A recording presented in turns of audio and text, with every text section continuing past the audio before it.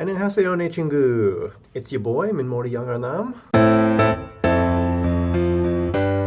are you? So, you guys, it's Olympics time right now. The Olympics are in Korea, which is really, really exciting.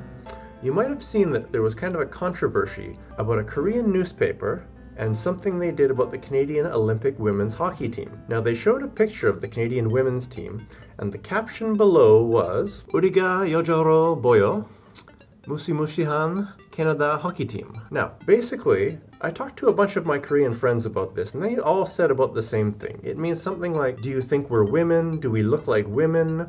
Fearsome Canadian hockey team. There was a lot of debate about what the real meaning of this is. Like, is it insulting towards these women? Is it sexist? Is it saying they look like men? Or is it saying they just look strong? So what do you guys think? When you look at this from a Korean perspective, does it seem like it's sexist and insulting? Or was it just them saying that they look like strong women? Now, what I was thinking as I listened to all of this was that it shows the importance of translation. And I think throughout history, translation has always been a very important thing.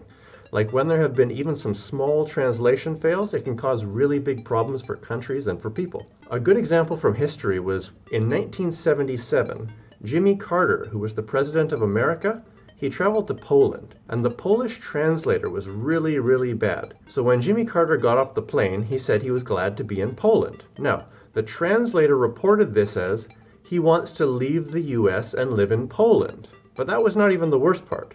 Because the worst part came later. He gave a speech, and he said he wanted to learn about the desires of the Polish people. Now, desires can mean many things, one of which is sexual. So that's how the translator reported it. He reported that Jimmy Carter said he wants to have sex with the Polish people. Now, of course, this did not go over very well, and people were really unhappy when they read this in the newspaper.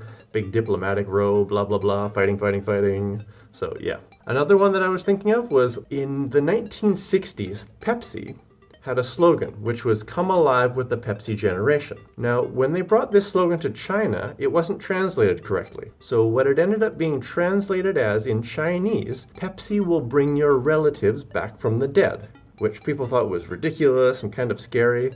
So Pepsi ended up losing a lot of money because of this. Millions of dollars because of a stupid slogan that no one could understand and sounded ridiculous.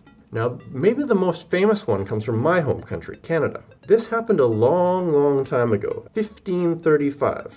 An explorer named Jacques Cartier met with the Iroquois people, who were some of the native people living in some of the lands in Canada. He asked them, what is this land called? And they told him, it is Canada. Now, Canada in their language means village, not even any specific village. What is this place? It's a village. So he thought the name of all the land was Canada. So this is how my country got its name, was because of a translation fail. So translation fails can be really, really crazy, and they can cause big problems everywhere. So you guys, what do you think of the translation of this from our story today? Was it sexist? Was it insulting? Or was it people just making a big deal about nothing? Let us know in the comments. We'd love to know. So you guys, have a good day.